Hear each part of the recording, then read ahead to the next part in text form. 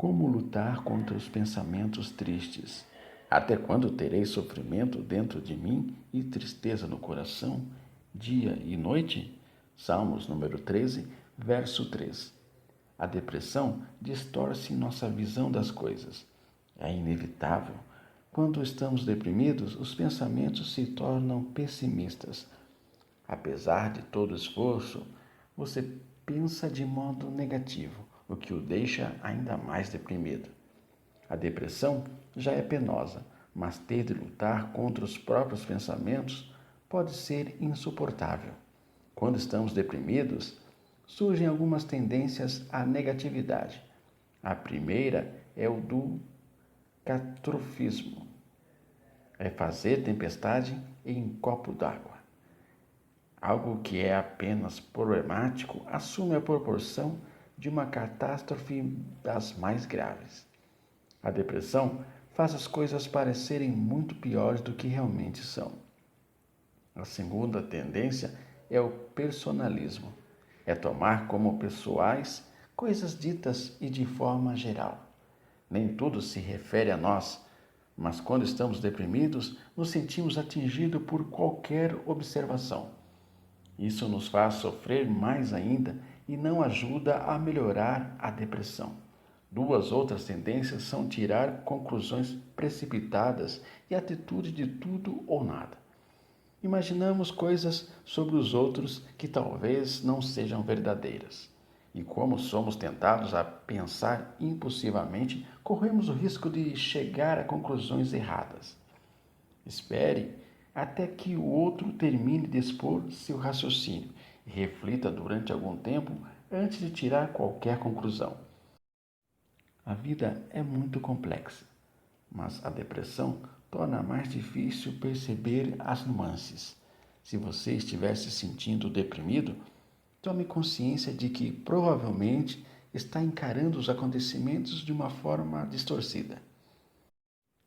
Amanda veio para a terapia depois da morte do pai.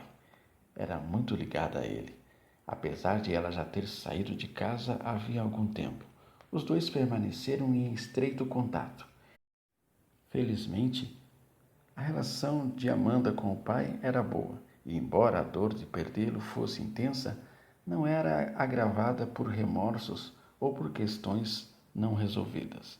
Amanda precisava atravessar o luto e elaborar os sentimentos despertados pela morte do pai, o que requeria algum tempo. Como se confirmou, o problema de Amanda não era realmente o luto pela morte do pai. Ela finalmente aceitou a perda e progrediu para sentimentos tristes, mas positivos em relação a ele. Entretanto, descobrimos que ela tinha uma grande questão não resolvida com a mãe, que ainda estava viva. A mãe havia sido injusta e intimidadora com a filha. Agora, com a morte do pai, Amanda se via forçada a estabelecer uma relação direta com ela. Isso a deprimia. Meu irmão e eu referimos a minha mãe como Senhora Lagarto. Por quê? Perguntei a ela. E ela me disse: sabe como é. Lagartos são assustadores e frios. Parecem serem desprovidos de sentimentos. Minha mãe é assim. Amanda foi privada de amor e carinho por sua mãe e era ridicularizada sempre que manifestava sua carência afetiva. Sentia-se punida por ser uma criança sensível. Fiquei tão comovido com essa descrição que reagi com um ar de surpresa. Como uma mãe pode ser tão insensível? Você me acha horrível? Me perguntou Amanda bruscamente. E eu, assustado, surpreso, respondi: Eu? Eu vi a expressão no seu rosto. Sei o que significa. Você acha que sou uma filha ingrata por dizer essas coisas cruéis sobre a minha mãe depois de tudo que ela fez para nos criar? Amanda então começou a chorar. Assim aconteceu na maioria de nossas sessões. Ela mostrava um pouco de seus sentimentos mais íntimos e eu esboçava uma reação, às vezes quase imperceptível. E ela presumia que eu estava atacando pessoalmente e tirando conclusões terríveis a respeito de seu caráter. Amanda estava deprimida e só conseguia pensar desse modo. Comecei a trabalhar com ela esses sentimentos e pensamentos. Às vezes, Amanda ainda tira conclusões precipitadas, mas muito menos do que antes. Já conseguimos examinar essas conclusões automáticas e buscar sua origem nas experiências de infância. As interações humanas raramente são tudo ou nada, nem totalmente boas ou más. Geralmente há uma mistura de tudo. Muito lentamente, Amanda começou a pensar de maneira mais flexível e foi se tornando menos deprimida.